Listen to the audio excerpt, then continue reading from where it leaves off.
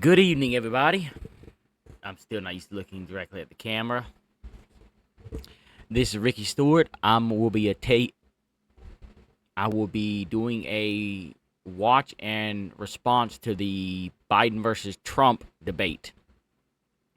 Now, if I can do the whole thing, I will. I will be responding and making comments to the statements. Now, if they're a little untruthful, I will call them out on it. But before this, because of a lot of people are not quite sure how Biden was, I will show you a clip of him talking back in 2008, just so you can see a comparison. Trump sounds about the same. That's what everybody says, so there's no point in showing one of him. So, without further ado,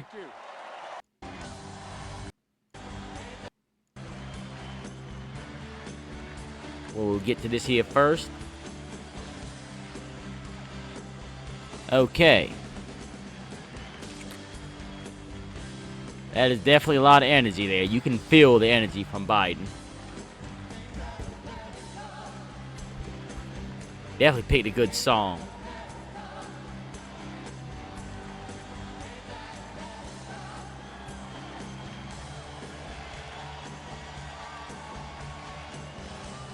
I'm telling you, boys, if this was the Biden from then, Trump might have had some issues.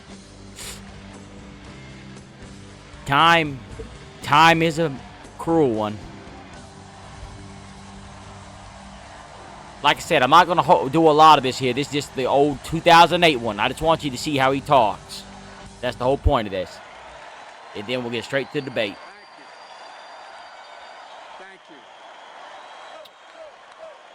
Thank you. Fayetteville Comic-Con, people. Thank you very much. Thank you, thank you, thank you. And thank you, John Kerry. Ladies and gentlemen,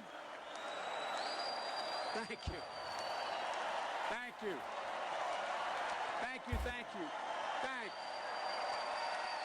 you. I appreciate it. Thank you very much. You know, folks, my dad used to have an expression. He'd say, a father knows he's a success when he turns and looks at his son or daughter and know that they turned out better than he did. I'm a success. I'm a hell of a success. Bowie, I love you. I'm so proud of you. I'm so proud of the son you become. I'm so proud of the father you are. And I'm also so proud of my son Hunter and my daughter Ashley. And my wife Jill. Mind you, I've never heard this speech at all. The only one who leaves me both breathless and speechless at the same time. Yeah, man, this is 24 years ago. With President Clinton. Damn, time slips by. A by. man who I think brought this country so far along that I only pray we do it again. And last night. Okay, that's enough of that. Like I said, I just want y'all to have a look-see at that. Because a lot of people have a different feel about it. Let's get through this ad. Making your thing happen. I have tried my best not to hear much on this debate at all. There is no studio audience tonight. Pre-written notes prompting our invitation. When his microphone is muted, he will be difficult to understand for viewers at home. At the end of the debate, each candidate will get 2 minutes for closing statements. There is no studio audience tonight. Pre-written notes, props, or contact. I'm sure most of y'all have already probably watched this here. Whether you've looked up information that they talked about or not is a different story entirely. Now, please welcome the 46th President of the United States, Joe Biden.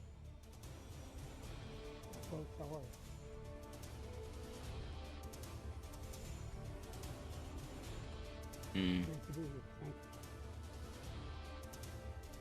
please welcome the 45th President of the United States, Donald Trump.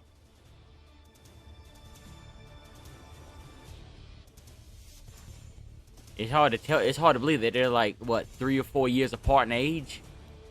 Just from how they walked out, but, you know. It's not about how... It's not... Oh. Is at the modern economy. President Biden, inflation Great to be here. Thank you. It's not about how you walk because the president. I'd have to look up what president was during the World War II. He was confined to a wheelchair, so it's not about your mobility. It's about the sharpness of your mind, not the wellness of your body.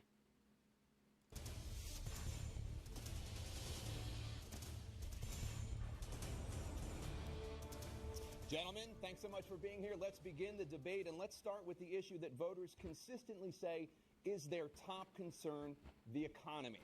President Biden, inflation has slowed, but prices remain high.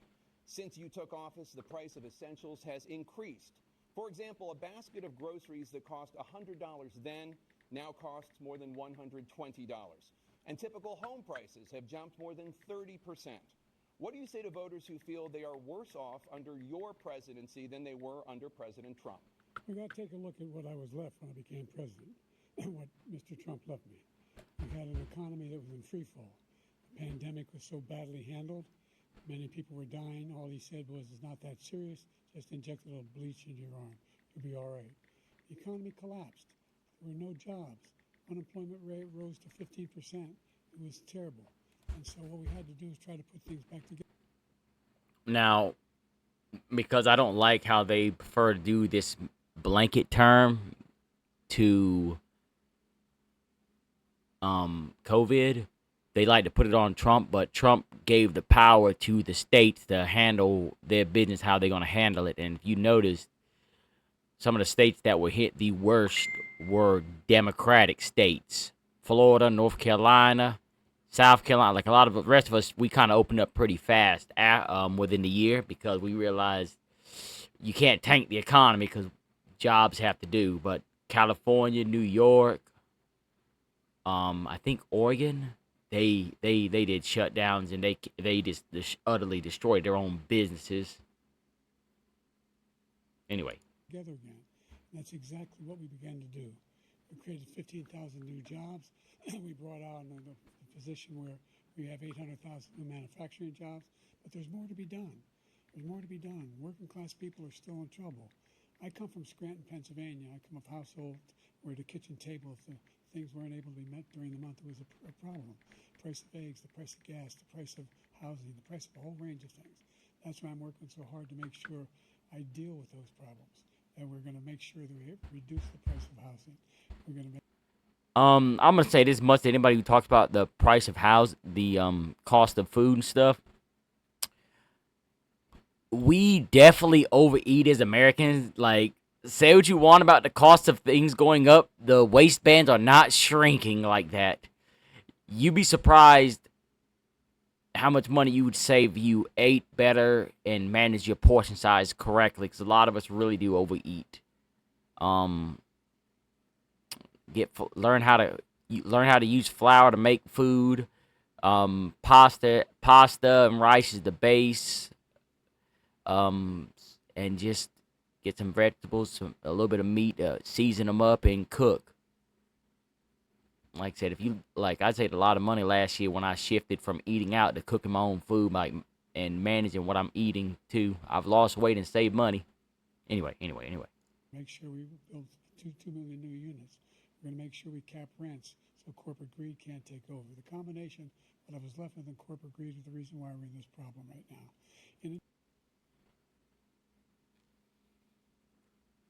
Don't blame businesses for wanting to make money. They are not non-profits. That is not the business motto, okay? If you're not in it to make money, you're not going to be able to have successful businesses. Let's just be honest. If everybody was non-profit, there wouldn't be a lot of jobs in the world. Businesses get that big because they want to make money. And if they didn't get that big, well, I put it this way. Any food factory, if they didn't want to do greed and they just stuck to small butchers, the cost of those meats would be drastically higher because of that. Just to let you know. In addition to that, we're in a situation where if you take a look at all that was done in his administration, he didn't do much at all. By the time he left, things were in chaos, literally chaos. And so we put things back together. We created, I said, those jobs. We make sure we had a situation where we now we brought down the price of prescription drugs, which is a major issue for many people, to $15 for a insulin shot as opposed to $400. No senior has to pay more than $200 for any drug, all the drugs they conclude beginning next year. And the situation is and we're going to make that available to everybody. I'm telling you right now, it's really hard to understand Biden. He's definitely struggling a bit here with the talking, sadly. I don't know much about the cost of prescription drugs. I got my comments on those things, but I'll leave that for a separate video. Everybody, to all Americans. So we're working to bring down the price around the kitchen table, and that's what we're going to get done. Thank you. President Trump? We have the greatest economy in the history of our country. We have never done so well. Everybody was amazed by it. Other countries were copying us. We got hit with COVID, and when we did, we spent the money necessary so we wouldn't end up in a Great Depression, the likes of which we had in 1929. I like how I brought that one up because that was the greatest depression we've ever been in. People try to think of the housing crisis as a depression, but it really wasn't that bad compared to the 1920s, which took a World War II to get us out of. If I fault Trump for anything, he didn't want to be a dictator and tell the states to open up. But because he gave states free reign, a lot of them did not do a good job with it. And it really did hurt the national economy. I believe if he would have put his foot down and took the reins of it and told them to open up and, like, we're not going to allow you to force these small businesses to not be able to open up, how you're arresting these small businesses and not letting them make money, so they're closing down. He really should have done more about that, but I can somewhat understand it was a global pandemic that the likes of which we've never seen. But I'll be making more comments about that when they bring certain things up. By the time we finished, so we did a great job. We got a lot of credit for the economy, a lot of credit for the military, and no wars, and so many other things. Everything was rocking good. But the thing we never got... Now, I will give Trump credit for that. He is the first president in my lifetime, and then some, that did not start a new war. The first. And the only one, because we're in a hot topic little war right now. Got the credit for, and we should have, is getting us out of that COVID mess. He created mandates that was a disaster for our country, but other than that, we had given them back a country where the stock market actually was higher than pre-COVID, and nobody thought that was even possible. The only jobs he created are for illegal immigrants and bounce-back jobs, a bounce back from the COVID. He has not done a good job. He's done a poor job. He's right about that. You can't say he created jobs when those are jobs that got lost during COVID. Well, look, the greatest economy in the world. He's the only one who thinks that, I think. I don't know anybody else who thinks he had the greatest economy in the world. And, you know, the fact of the matter is that we found ourselves in a situation where his economy, he rewarded the wealthy. He had the largest tax cut in American history, $2 trillion.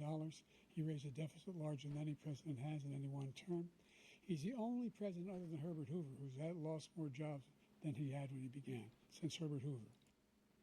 And the lost job thing's COVID, dude. Like, y'all, you can't put that on nobody because of that. That was states shutting down jobs and running them out. Like, that's cute how he brings that up without content, because that was COVID. A lot of jobs were lost during that time. Let's see here. He said something else. I'm not trying to bounce it back. The idea that he did something that was significant in the military. You know, when he was president, they were still killing people in Afghanistan. His economy, he rewarded the wealthy. Oh yeah, rewarding the wealthy. That part. People, businesses that get tax cuts hire more people, and they tend to have higher pay rates. If you tax a business too heavy, they will leave. They will not work. That is why a lot of the auto industry and factory jobs left this country, because they got taxed so heavy. They'd rather go to other countries, build it cheaper there, and bring it back here. Regardless of what taxes we put on them, it's still cheaper to build it in other countries.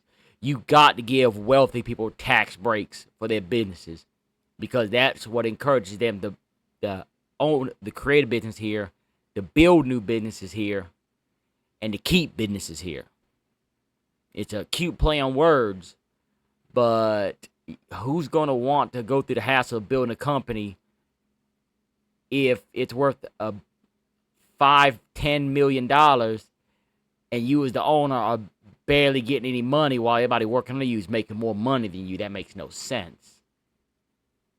Had the largest tax cut in American history, $2 trillion. He raised a deficit larger than any president has in any one term.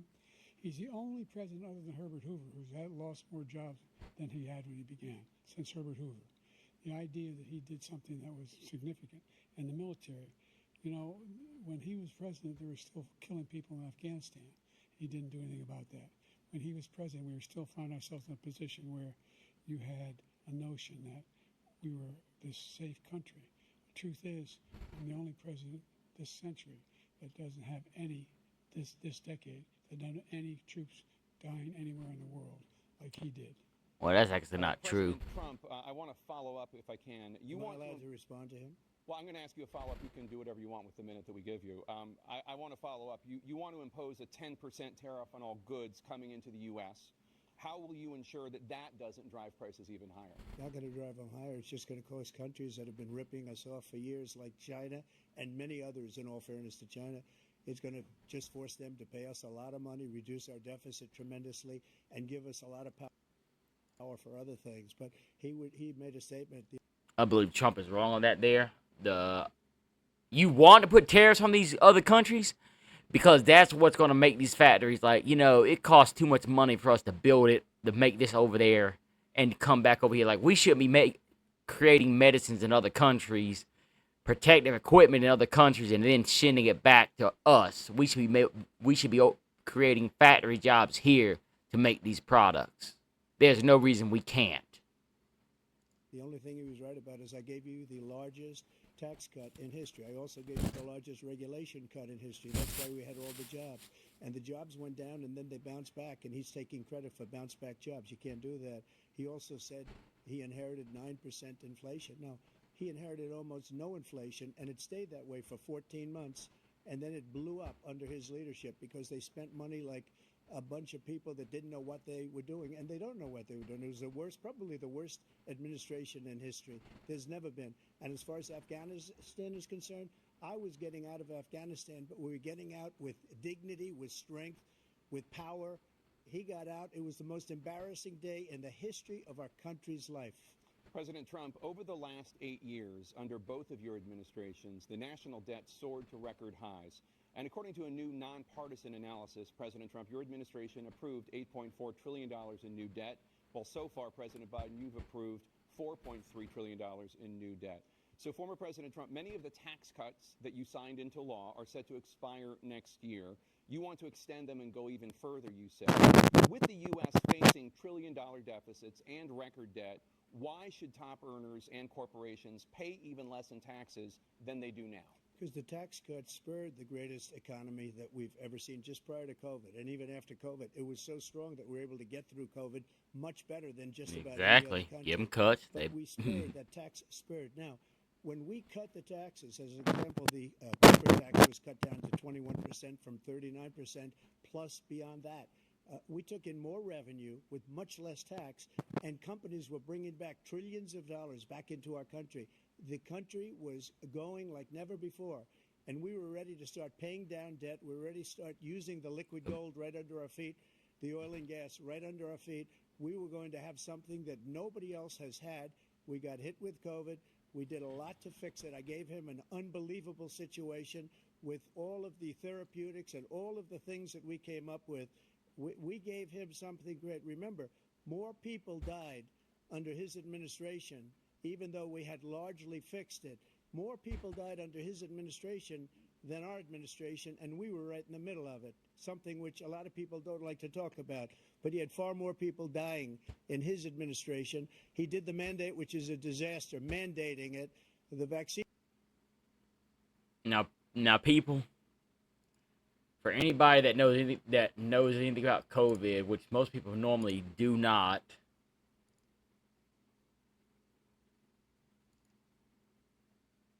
I want you to look at this here. COVID deaths as of June 14th, 2023. So from 2019 to 2023, almost 4 years, this is the age group of deaths. I want you to look. 0 to 17. 1,642. That is not a lot of deaths, to be honest, for kids that basically got screwed out of school for. Look. 18 to 29, almost 7,000. Like it goes up with age, if you know anything about COVID, and it goes up by a decent bit. The biggest jump is from 50 to 64. Here's the crazy thing, though. 85 and older, over 300,000. If you take that one alone and you do 64 and younger, more died at 85 and older than 64 and below. That's crazy. That is crazy that more died there. Look. Even if you do freaking 75 to 84, it's still more than 64 and younger. Like, yeah, we screwed our country pretty good when the people that were at risk were people who should have been protected, retired. We should have retired 50 to 85, 50 and older people. We should have retired them and put them in safety and let the rest of us work. Because you see, we weren't dying from that. Just to have a little clarity in this subject matter.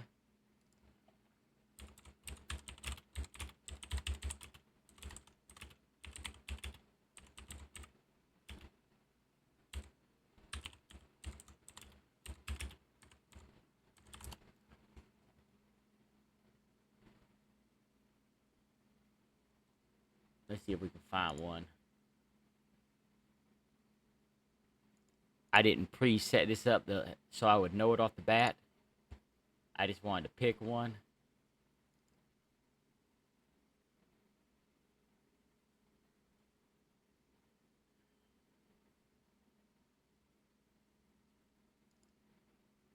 Okay, I do not know what that number means. Oh, attribute obesity defined as There's no age standing deaths from all causes, attribute a high blood mass index per 100,000 people. That's not it.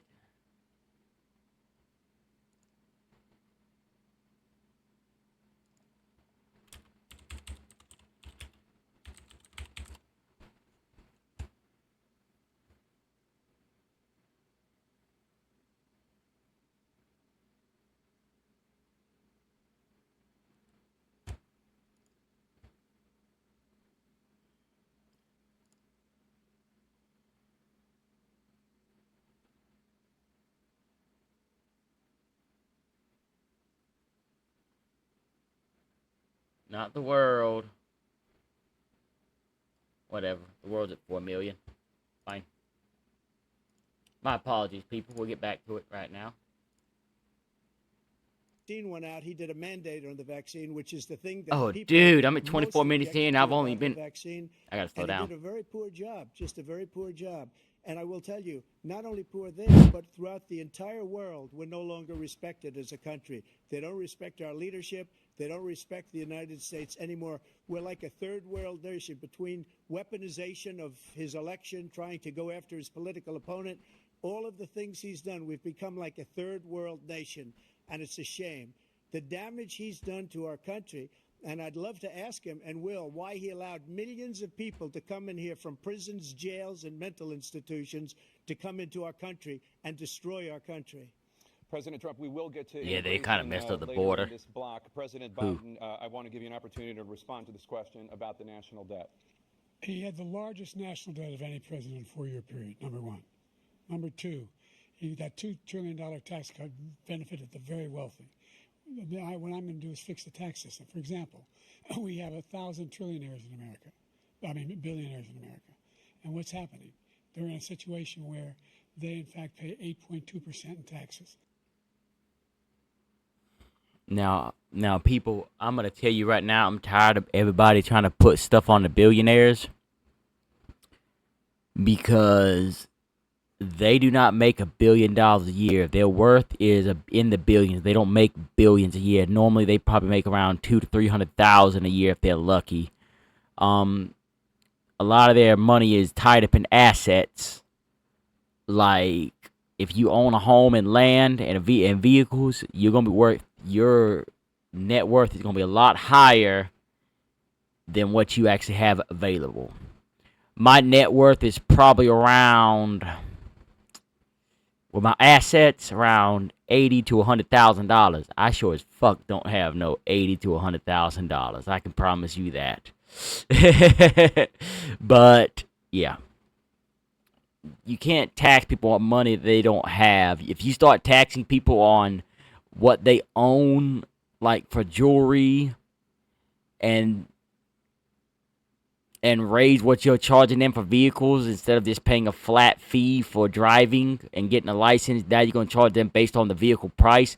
So you got a $200,000 car, now they're going to charge you 30% a year because you own that vehicle. People ain't gonna live in that state, or they won't own the vehicles. Like you're not gonna pay that some kind of crazy tax when it comes to you don't have the money for it. You're not making that kind of money to be able to pay those kind of big fees. If they just paid 24%, 25%, either one of those numbers, they'd raise $500 billion, I should say, in a 10-year period. We'd be able to wipe out his debt. We'd be able to help make sure that all they're not making billions a year. I hate how they do that. They tell that lie. They are not raising billions a year. Making sure that we're able to make every single solitary person eligible for what I've been able to do with the COVID. With dealing with everything we have to do with. Look, if we finally beat Medicare. Thank you, President Biden. President Trump? Beat Medicare. Well, he's right. He did beat Medicare. He beat it to death, and he's destroying Medicare because all of these people are coming in. They're putting them on Medicare. They're putting them on Social Security. They're going to destroy Social Security. This man is going to single-handedly destroy Social Security. These millions and millions of people coming in, they're trying to put them on Social Security. He will wipe out Social Security. He will wipe out Medicare. So he was right in the way he finished that sentence. And it's a shame. What's happened to our country in the last 4 years is not to be believed. Foreign countries, I'm friends with a lot of people, they cannot believe what happened to the United States of America. We're no longer respected. They don't like us. We give them everything they want, and they think we're stupid. They think we're very stupid people. What we're doing for other countries, and they do nothing for us. What this man has done is absolutely criminal. Thank you, President Trump. Dana? This is the first presidential election since the Supreme Court overturned Roe v. Wade. This morning, the court ruled on yet another abortion case, temporarily allowing emergency abortions to continue in Idaho, despite that state's restrictive ban. Former President Trump.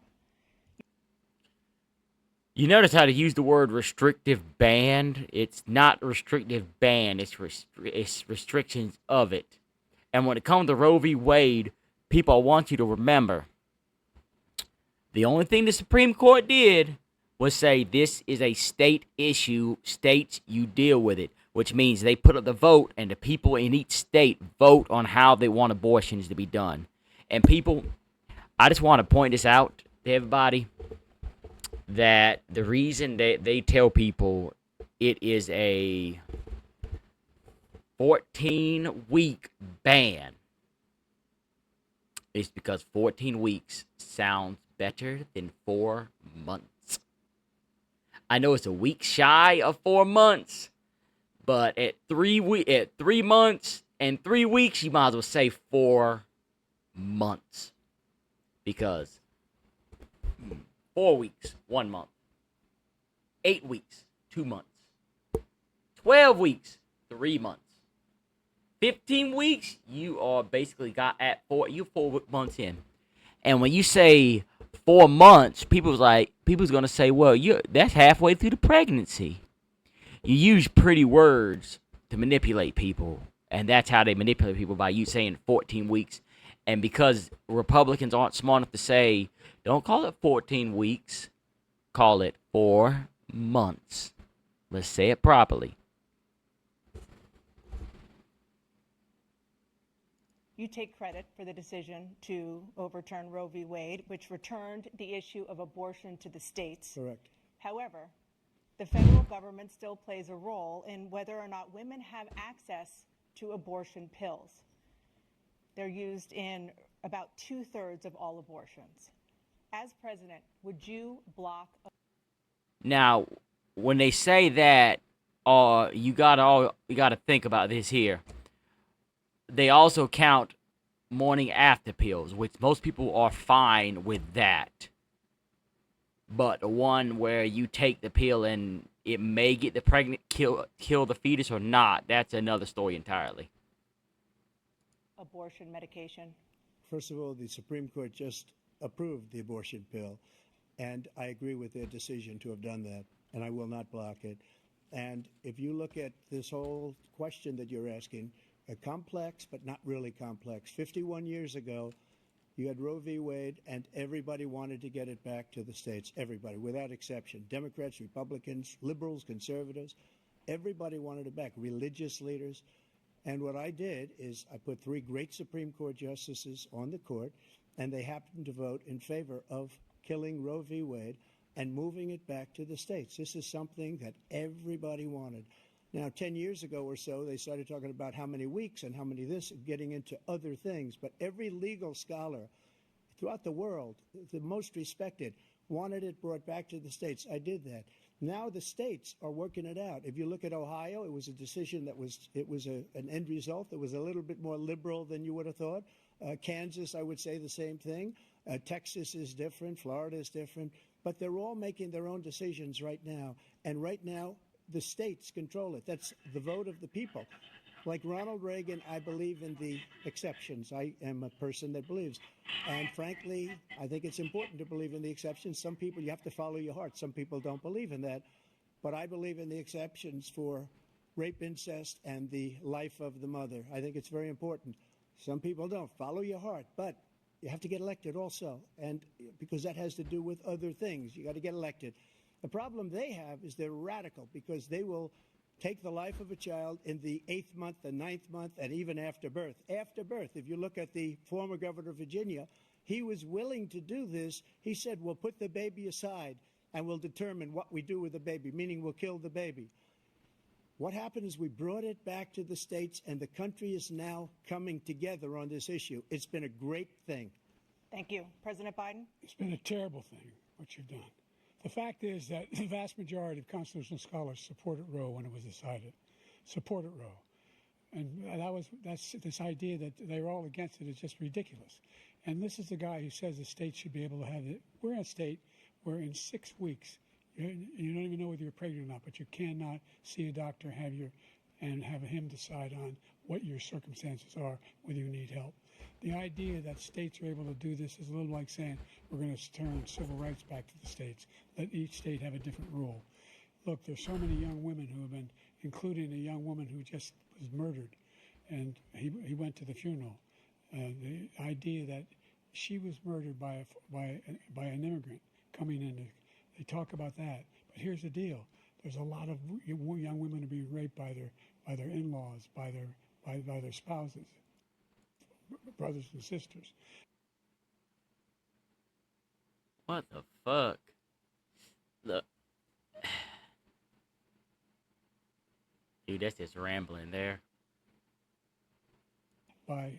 It's just ridiculous. And they can do nothing about it. And they try to arrest them when they cross state lines. Thank you. Try to arrest them when they cross state lines. There have been many young women murdered by the same people he allows to come across our border. We have a border that's the most dangerous place anywhere in the world, considered the most dangerous place anywhere in the world. And he opened it up, and these killers are coming into our country, and they are raping and killing women. And it's a terrible thing. As far as the abortion is concerned, it is now back with the states. The states are voting. In many cases, it's frankly a very liberal decision. In many cases, it's the opposite. But they're voting, and it's bringing it back to the vote of the people, which is what everybody wanted, including the founders, if they knew about this issue, which frankly they didn't. But they would have. Everybody wanted brought back. Ronald Reagan wanted it brought back. He wasn't able to get it. Everybody wanted it brought back, and many presidents had tried to get it back. I was the one to do it. And again, this gives it the vote of the people, and that's where they wanted it. Every legal scholar wanted it that way. Staying on the topic of abortion, President Biden, 7 states, I'll let you do that. This is the same topic. 7 states have no legal restrictions on how far into a pregnancy a woman can obtain an abortion. Do you support any legal limits on how late a woman should be able to terminate a pregnancy? I support Roe v. Wade, which had 3 trimesters. The first time is between the woman and the doctor. Second time is between the doctor and an extreme situation. The third time is between the doctor. What the fuck is he talking about? And the state. The idea that the politicians. What in the world? Want the politicians to be the ones making decisions about women's health is ridiculous. Look at Trump. He's like, what the No fuck is this man talking about? A doctor should be making those decisions. That's how it should be run. That's what you're going to do. And if I'm elected, I'm going to restore Roe v. Wade. So that means he can take the life of the baby in the 9th month and even after birth, because some states, Democrat run, take it after birth. Again, the former governor of Virginia, put the baby down, then we decide what to do with it. So he's willing to, as we say, rip And that the motherfucker baby actually out of the said womb that in the shit, 9th too. month and kill the baby. I kid Nobody you not. wants that to happen, Democrat or Republican. Nobody wants it to happen.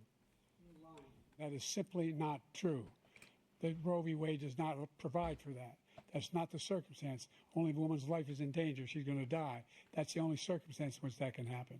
But we are not for late-term abortion, period. Period, period. Under Roe v. Wade, you have late-term abortion. You can do whatever you want, depending on the state. You can do whatever you want. We don't think that's a good thing. We think it's a radical thing. We think the Democrats are the radicals, not the Republicans. For 51 years, that was the law. 51 years, constitutional scholarship said it was the right way to go. 51 years, and it was taken away because this guy put very conservative members on the Supreme Court. He takes credit for taking it away. What's he going to do? What's he going to do, in fact, if the MAGA Republicans, he gets elected, and the MAGA Republicans control the Congress, and they pass a universal ban on abortion, period, across the board at 6 weeks or 7 or 8 or 10 weeks, something very, very conservative. Is he going to sign that bill? I'll veto it. He'll sign it. Thank you. Let's turn now to the issue of immigration and border security. President Biden, a record number of migrants have illegally crossed the southern border on your watch. Overwhelming border states and overburdening cities such as New York and Chicago, and in some cases causing real safety and security concerns. Given that, why should voters Trump was wanting to comment so bad. Because we worked very hard to get a bipartisan agreement that not only changed all of that, it made sure that we are in a situation where you had no circumstance where they could come across the border with the number of border police there are now. We significantly increased the number of asylum officers. By the way, the Border Patrol endorsed my position. In addition to that, we found ourselves in a situation where when he was president, he was separating babies from their mothers, putting them in cages, making sure they were in the family. Now, I'm getting tired of the cage thing because the joke is that the quote-unquote cages were the ones that were built under Biden and Obama. And just so people know, the reason that they were separating the kids from the adults was 2 reasons. One, they're showing a lot of times that a lot of kids were not related by blood to the people bringing them in, and they were also having incidents of children being molested by adults when they were locked together with them, which is sickening. So you got to separate the children to keep them safe, to find out what's going on. Families were separated. That's not the right way to go. What I've done since I've changed the law, what's happened? I've changed it in a way that now you're in a situation where There are 40% fewer people coming across the border illegally. It's better than when he left office. And I'm going to continue to move until we get to. Did you just hear this man? He said there's 40% less people coming across the board legally. We're not worried about the legally ones coming across the board. We're talking about the illegal ones, which a crazy number has been going across the board. Total ban on the total initiative relative to what we're going to do with more Border Patrol and more asylum officers. President Trump? I really don't know what he said at the end of that sentence. I don't think he knows what he said either. Look, we had the safest border in the history of our country. The border, all he had to do was leave it. All he had to do was leave it. He decided to open up our border, open up our country to people that are from prisons, people that are from mental institutions, insane asylum, terrorists. We have the largest number of terrorists coming into our country right now, all terrorists, all over the world, not just in South America, all over the world. They come from the Middle East, everywhere. All over the world, they're pouring in. And this guy just left it open. And he didn't need legislation because I didn't have legislation. I said, close the border. We had the safest border in history. In that final couple of months of my presidency, we had, according to Border Patrol, who is great, and by the way, who endorsed me for president, but I won't say that, but they endorsed me for president. Brandon, just speak to him. But look, we had the safest border in history. Now we have the worst border in history. There's never been anything like it. And people are dying. I'm going to stop at the 25-minute mark because this here is a bit long. President Biden? The only terrorist who's done anything crossing the border is one who came along and killed three, under his administration, killed an Al-Qaeda person come in his administration, killed three American soldiers. That's the only terrorist that's there. I'm not saying that no terrorist ever got through, but the idea they're emptying. Yeah, but he didn't say terrorists. They're criminals, which they are. To support what he said. Once again, he's exaggerating. He's lying. President Trump, staying on the topic of immigration, you've said that you're going to carry out, quote, the largest domestic deportation operation in American history, unquote.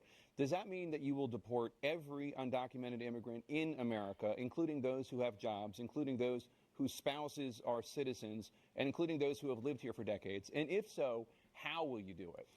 I'm just trying to figure out how can you legally get married if you're illegally in this country? I'm just saying. Just 1 second. He said we killed three people. The people we killed are al-Baghdadi and Soleimani, the two greatest terrorists, biggest terrorists anywhere in the world. And it had a huge impact on everything, not just border, on everything. He's the one that killed people with the bad water, including hundreds of thousands of people dying and also killing our citizens when they come in. We are living right now in a rat's nest. They're killing our people in New York, in California, in every I don't think we're living in a rat's nest. Because we don't have borders anymore. Every state is now a border.